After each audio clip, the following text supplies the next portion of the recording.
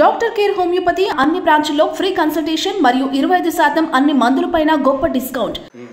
Sir మీరు చేయవచ్చు కదా సినిమాలో అందరూ వస్తున్నారు మీరు ఎందుకు చేయట్లేదు అని అడిగితే స్టోరీ బాగుంటే చేస్తాను లేకపోతే ఎందుకు మా థియేటర్ ఉంది హ్యాపీగా చూసుకుంటున్నాను అందుకని మా థియేటర్ ప్రాపర్టీస్ గురించి మా తాతగారి ప్రాపర్టీస్ గురించి మీరు చూసుకోవాలి. ఇప్పుడు తాతగారి నుంచి మామూలుగా మీ నాన్నగారు అలా అందరికి అన్నదమ్ములకి అంటే హోటల్స్ ఉన్నాయి, థియేటర్స్ ఉన్నాయి, స్టూడియో ఉంది కదా, మీ వరకు వచ్చినటువంటి ఆ వారసత్వంగా ఆస్తులు పంచుకున్నప్పుడు ఏమేమి వచ్చినాయి మీకు అప్పుడు? మాది రామకృష్ణ 71 వచ్చింది మాకు. ఓకే, ఆ థియేటర్. ఆ థియేటర్ ఓకే, అదొకటేనా? అదొకటే అండి. ఇంకోటి డాడీ స్టూడియో గారు చూసుకునేవారు కానీ తాతగారు మెయిన్ అండి. మిగతా వాళ్ళు సాయికృష్ణ బాబాయ్, రామకృష్ణ 35, రామకృష్ణ గ్లిటర్ ఐటీ, దాని తర్వాత హరబాబాయ్కి హోటలు, దాని తర్వాత స్టూడియో అందరు పార్ట్నర్స్. ఓకే, స్టూడియోలో ఇప్పటికీ అందరూ పార్ట్నర్స్గానే ఉన్నారు. పార్ట్నర్స్ అండి. దాని తర్వాత మళ్ళీ హరబాబాయ్, దాని తర్వాత మోహన్ బాబాయ్ కెమెరామ్యాన్, ఆయన తారకరామ థియేటరు, బాలబాబాయ్ యాక్టరు, రామకృష్ణ బాబాయ్ స్టూడియో చూసుకునేవారు. ఆయన ఎండీగా పెట్టి ఆయన అధికారం మొత్తం ఆయనకి అప్పు చెప్పారు. రామకృష్ణ బాబాయ్కి మెయిన్, మిగతా అందరిగా చిన్నబాబాయ్ గారు, చిన్నబాబాయ్ గారు జయశంకర్ కృష్ణ గారు. ఆయన అక్కడ మెడ్రాస్లో ఇల్లు ఉందండి. ఇక్కడ స్టూడియోలో కొంచెం ల్యాండ్ ఉంది, అక్కడ ఒక బిల్డింగ్ కట్టడం జరిగింది. ఆయన ఇన్సూరెన్స్ కంపెనీలో పనిచేస్తున్నారు బాబాయ్. ఆయన వర్క్ చేస్తున్నారు. ఆయనకి ఇంట్రెస్ట్ ఉంది, అందుకే అలాంటిది ఏం లేదు. బిజినెస్ కాకుండా వర్క్ బిజినెస్ ఉందండి, ఇది ఉంది. అక్కడ మన చెన్నైలో బజులా రోడ్ ఉందండి, ఇల్లు అది ఆయనదే. దాన్ని ఉపయోగపెట్టుకుని అలా ఉంచేసారు. టీ నగర్ కాకుండా ఇంకో ఇల్లు ఉందండి, అది అంటే టీ నగర్ ఇల్లు అమ్మేద్దాం అనుకుంటున్నాం అండి. ఎందుకంటే అదే బ్రిడ్జ్ ఉంది కదండి, అవునండి, అది టీ నగర్ ఇల్లు, అది అమ్మేద్దాం అనుకున్నాను. ఎందుకంటే అందరూ ఇక్కడ షిఫ్ట్ అయిపోయారు హైదరాబాద్కి. సో అక్కడ ఎవరు ఉంటా, సో అది ఇంకా అమ్మేస్తే బెటర్ అని చెప్పి అది ప్లాన్ చేసామండి. సో అది ప్రాసెస్ జరుగుతుంది. అంటే ఈ మధ్య నేను చూసి వచ్చాను, ఎవరు ఒక వాచ్మెన్ మాత్రం ఉన్నట్టున్నారు దానికి. అది మెయింటెనెన్స్ అని చేస్తామండి, అది వీళ్ళు అమ్ముతామండి టైం వచ్చినప్పుడు. సో మొత్తానికైతే అంటే ఎందుకని అంటే దాన్ని తాతగారి జ్ఞాపకార్థం ఉంచుకోకుండా అలా అంటే ఏదో అప్పుడు ఏదో అన్నారు మ్యూజియం లాగా దాన్ని ఏదో మార్చాలని ఏదో ఆలోచన లేదు. మ్యూజియం అనుకున్నారండి, కానీ ఇక్కడ అంటే మ్యూజియం అంటే వస్తువులు పెట్టాలి కదా. సో ఇక్కడ మ్యూజియం పెడదాం అనుకున్నారు, మళ్ళీ ఆంధ్రలో అంటున్నారు. సో ఇక మళ్ళీ మన అది వేరే రాష్ట్రం ఏదో ఒక మ్యూజియం ఉండాలి. ఎందుకంటే తాతగారు ప్రాపర్టీస్ ఉన్నాయి, వాడే వస్త్రాలు, గద, కిరీటం, ఇవన్నీ అన్ని చోట్ల పెట్టలేము కదండి. అంటే ఎలాంటి అంటే ఇప్పుడు తాతగారు వాడిన కారు ఒక మ్యూజియంలో పెట్టాలి. ఆయన మొత్తానికి అంటే అనుకుంటున్నారా ఇక్కడ చేయాలనుకుంటున్నారు? కాదండి, అక్కడ ఆల్రెడీ ఇప్పుడు ప్లాన్ చేశారు, బాలబాబాయ్ చంద్రబాబు ప్లాన్ చేశారు. అక్కడ అమరావతి ఉంది కదండి, కొత్త క్యాపిటల్, అక్కడ చాలా పెద్ద మ్యూజియం పెట్టాలని గవర్నమెంటే డిసైడ్ చేసి ఆ డిజైన్స్ కూడా కన్ఫర్మ్ చేశారు. మొన్న మీడియాలో కూడా ఇచ్చారు. అది చాలా అవుతుందండి, 400-500 కోట్ల పైన అవుతుంది. అది ప్లాన్ చేస్తున్నాం, ఆల్రెడీ ప్లాన్ రెడీ అయిపోయిందంతా. గవర్నమెంట్ పడిపోవటం వల్ల అది స్టార్ట్ చేయలేదు. సో నెక్స్ట్ టైం వచ్చినప్పుడు అది ప్లాన్ చేస్తామండి. అంటే తాతగారి వస్తువులు అన్ని మ్యూజియంస్ లో పెట్టలేము కదండి. సో లిమిట్ ఒక చోటే పెట్టాలి. సో అక్కడ పెట్టాలని చెప్పి ఇక ఆంధ్రలో పెట్టుకుంటే బెటర్ అని చెప్పి అది ప్లాన్ చేసామండి. సో అది సో అట్లా మీరు నాన్నగారితో పాటు రామకృష్ణ 70 చూసుకుంటున్నాను అది. సో అదండి, నాళ్ళకి మీరు కథలు వింటున్నప్పుడు ఈ బ్రీత్ అనే కథ మిమ్మల్ని కదిలించింది. ఎస్, నాకు ఈ మధ్య అఖిల వంశీ అప్రోచ్ అవడం జరిగింది. సబ్జెక్ట్ ఉందంటే మనసులో అనుకునేవాడిని, మరి ఏమంటుందో ఏంటో సరే ఇందామని చెప్పిందంటే తర్వాత ఇంట్రెస్టింగ్ ఉంది. మంచి స్క్రీన్ ప్లేతో చక్కటిగా చేయటం జరిగింది. ఇందులో మంచి బీజిఎం అంటే బ్యాక్గ్రౌండ్ మ్యూజిక్, దీనికి బాగా కొడితే అద్భుతంగా ఉంటుందని చెప్పి అనిపించి బాగుందని చెప్పి సరే స్టార్ట్ చేద్దామని చెప్పి, నాకు ప్రొడక్షన్ కూడా కొంచెం ఇంట్రెస్ట్ ఉంది, ఓన్ ప్రొడక్షన్ చేద్దామని చెప్పి ఇంకా స్టార్ట్ చేశానండి ఇది. ఓకే, అంటే దీనికి ఏమైనా ప్రిపరేషన్ చేయటం కానీ అంటే మీరు మళ్ళీ స్టార్ట్ చేస్తున్నట్టు, ఇప్పుడు కొత్తగా స్టార్ట్ చేస్తున్నట్టు ఒక కొత్త నటుడి కింద. సో దీనికోసం ఏమైనా ప్రిపేర్ అయ్యారా? హోంవర్క్ ఏమైనా? ప్రిపరేషన్ నేను చెప్పాను, నేనైతే రెడీ. యాక్టింగ్ మా బ్లడ్లోనే ఉంది, బ్లడ్ వీడియోనే ఉంది. అంటే నేను ఇంతకుముందు అన్నానండి, నీకు యాక్టింగ్ ఎందుకు అన్నారు, యాక్టింగ్ కోసం ఎందుకు, నీకు నువ్వు బాగా చెప్తున్నావు, మామూలుగా మాట్లాడేటప్పుడు బాగా యాక్ట్ చేస్తాను, నీకెందుకు యాక్టింగ్ కోసం అన్నారు. తర్వాత కొంతమంది అన్నారు లేదు ఇప్పుడు ఫస్ట్ పిక్చర్లోనే నువ్వు అదరగొట్టాలి పర్ఫార్మెన్స్, లేదు ఇది ఉంది అది ఉంది అని చిన్న చిన్న లోటుపాట్లు కూడా ఉండకూడదు. అంటే ఇప్పుడు కాంపిటీషన్గా బాగా పెరిగిపోయింది, సో ఫస్ట్ పిక్చరే అదరగొట్టేసాడు అని టాక్ రావాలి. జనరల్గా ఏంటంటే 1-2 పిక్చర్స్ చేసి థర్డ్ పిక్చర్ పర్ఫెక్ట్ అయిపోయాడు అని అంటారు. నువ్వు అలా కాదు ఫస్ట్ పిక్చర్లోనే పర్ఫెక్ట్ అనిపించుకోవాలి అని చెప్పారండి. ఓకే. అప్పుడు నేను సరే అభిషేక్ అని మన యాక్టింగ్ మాస్టర్ ఉన్నాడండి, అతను కుర్రోడు, అతను నాకు ఇచ్చినాడు. అతను నార్త్ ఇండియా నుంచి వచ్చాడు, థియేటర్ ఆర్ట్స్. సో మనం వంశీ అని చెప్పాడు, డైరెక్టర్ అక్కే వంశీ. అంటే ఇతను చెప్పే యాక్టింగ్ స్టైల్ వేరేగా ఉంటుంది. అభిషేక్ అతను అది థియేటర్ ఆర్ట్స్. మనకు తెలిసిన న్యాచురల్ యాక్టింగ్, మెథడ్ యాక్టింగ్. ఇది మెథడ్ యాక్టింగ్ అండి. ఇది చేసామంటే సరే ఆ టెక్నిక్స్ అని తెలుసుకోవడానికి నేను 1 month ట్రైన్ అయ్యాను ఆయన దగ్గర. తర్వాత ఇంకా యాక్ట్ చేశాను మూవీ. ఓకే. సో మీకు డబ్బింగ్ చెప్పేటప్పుడు తర్వాత సినిమా చూసుకున్న తర్వాత అసలు ఏమనిపించింది స్క్రీన్ మీద మిమ్మల్ని చూసుకుంటే? బాగుంది అనిపించింది. ఇట్ వాస్ నైస్, హ్యాపీ అనిపించింది, బాగా చేశాను. అది ఒక్కసారి నేను చెప్పకూడదు, జనం చెప్పాలి. ఇప్పుడు నేనేనా అన్న ఫీలింగ్ ఏమైనా కలిగిందా? ఇది నేనేనా అంటే మీరు ఒరిజినల్గా ఒకటి, కానీ స్క్రీన్ మీద ఒకసారి అనుకున్నాను కరెక్టే, ఓ నేనైనా యాక్ట్ చేస్తున్నాను, ఇది నేనైనా అని అనిపించింది. కరెక్టే. ఎస్. నాన్నగారు ఏమన్నారు ఈ సినిమా చేద్దాం అనుకున్నప్పుడు? నాన్నగారి నుంచి ఎలాంటి సపోర్ట్ వచ్చింది? ఆయన ఏమైనా జాగ్రత్తలు చెప్పారా? డాడీ ఎప్పుడంటే నేను సబ్జెక్టు ఇలా సబ్జెక్ట్ ఇంత ముందుగా అంటే డాడీ ఎక్కువగా ఏంటంటే తాతగారు లాగా ప్రతిదానికి ప్రతి సినిమాలో ఏదో మెసేజ్ ఉండాలనుకుంటారు. ఓకే. ఎందుకంటే తాతగారు మీరు చూసుకుంటే కెరీర్లో ఆయన ప్రొడ్యూస్ చేసిన అన్నీ కూడా సోషల్ మెసేజెస్ ఉంటాయండి, రైతుల మీద, కుటుంబం మీద ఏదో ఒకటి ఉంటుంది. సమాజానికి ఉపయోగపడే ఏదో ఒక మెసేజ్, ఏదో విషయం ఉండాలి. సో కాంటెంట్ ఉండాలి.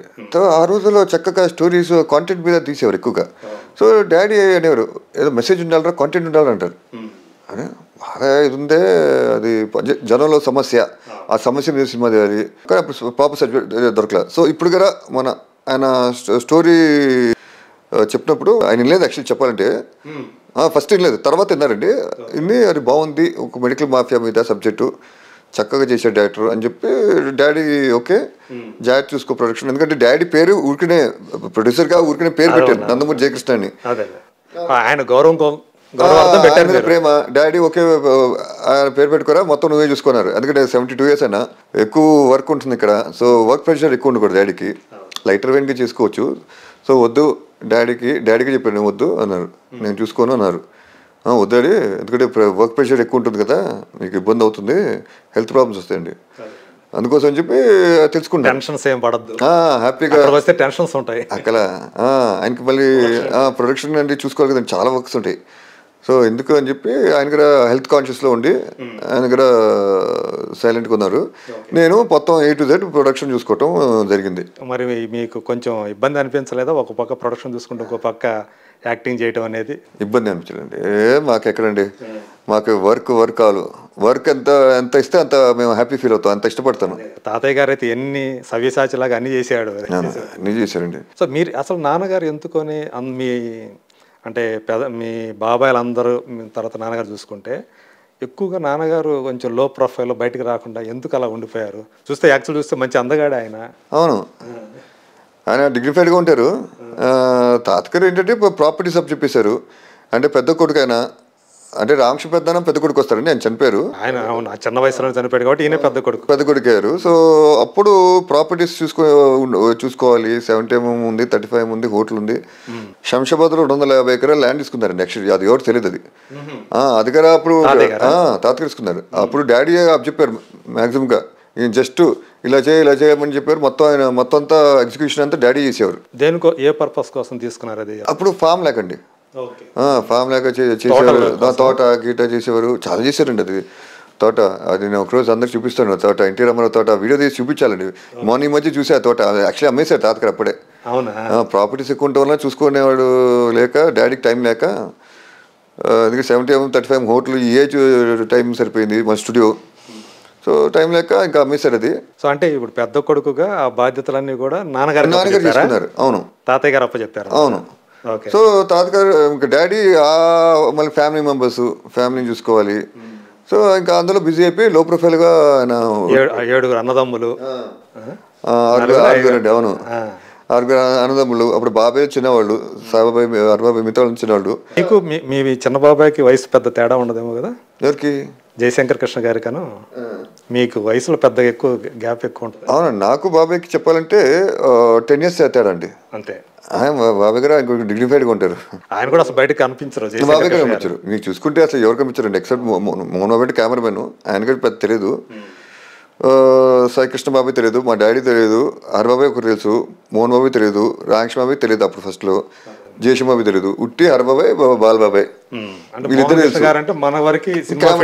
వరకు తెలుసు, ఎక్కువగా తెలీదు, ఈ జనరేషన్ వరకు తెలియదు, అసలు ఎవరికి తెలియదు. సో ఎక్కువగా తెలిసిందంటే హరికృష్ణ బాబాయ్, బాలబాబాయ్. బాలబాబాయ్ అంటే మీకు తెలుస్తుంది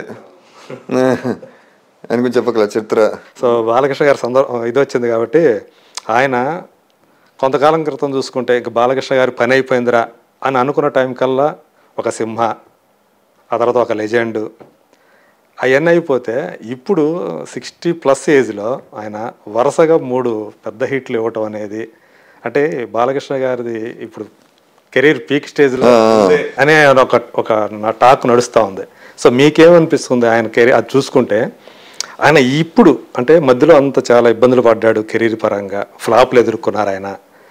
తర్వాత బోయపాటి గారి కాంబినేషన్లో ఒక సింహ, ఒక లెజెండ్ లాంటి సినిమాలు వచ్చినాయి. మళ్ళీ వేరే సినిమాలతో మళ్ళీ ఇబ్బంది పడ్డారు. కానీ ఇప్పుడు అఖండం నుంచి ఇంకా ఆయన తిరుగులేదన్నట్టుగా నడవటం, దీనికి తోడు అన్స్టాపబుల్ అని ఒకటి షో తోటి ఆయన దేశంలోనే నెంబర్ 1 టాక్ షోగా నిలవటం. సో మీ బాబాయ్ని చూసుకుంటే మీకు ఏమనిపిస్తుంది? చాలా అందంగా ఉందండి. ఈ ఏజ్లో అన్ని హిట్లు ఇవ్వటం అండ్ టాక్ షో గారు హిట్ అవ్వటం అనేది మామూలు విషయం కాదు. అందరికీ ఈ అదృష్టం రాదు. అదృష్టం కంటే ఈ హిట్స్ ఇలా ఆయన కష్టపడే దానికి ఫలితం ఈ విధంగా వస్తుందని ఎవరు ఊహించుకోలే. అంటే మంచి స్టోరీస్ అండి. ఇంకోటి ఏంటంటే బాబాయ్ డెడికేషన్, హార్డ్ వర్క్, ఆయన సిన్సియారిటీ టువర్డ్స్ ప్రొఫెషన్. ఆయన ఈ ఏజ్లో కావాలంటే ఆయన రిటైర్ అయ్యి హ్యాపీగా కూర్చోవచ్చు. ఆయన మార్నింగ్ 3 o'clock ఇస్తారండి. 3 o'clock పూజ చేసి, తాతయ్య గారు టైప్, తాతయ్య టైప్ అండి, ఎగ్జాక్ట్ తాతయ్య టైప్ అండి. డిసిప్లిన్ అంటే డిసిప్లిన్, టైంకి వెళ్ళటం, టైంకి మేకప్ వేసుకోవటం, టైం భోజనం చేయడం, పడుకోవటం, ఎర్లీగా పడుకుంటారు ఆయన.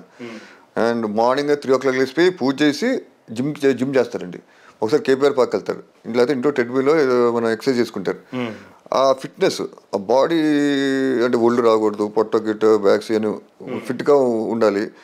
సో మెయింటైన్ చేయాలి ఫిగర్. అదే అంటే చూడటానికి ఆయన ఏమి 6 ప్యాక్ అట్లా ఏం కనపడ్డు, కండలు తిరిగిపోయి కనపడ్డు. జగపతి బాబు గారు చెప్పారు లెజెండ్ టైంలో అసలు ఆయన ఎనర్జీ లెవెల్ చూసి మనిషిని కూడా ఎత్తేసేయటం. అవును, బాగా అంత బలం ఎక్కడి నుంచి వస్తుంది? జీన్స్లో ఉందండి.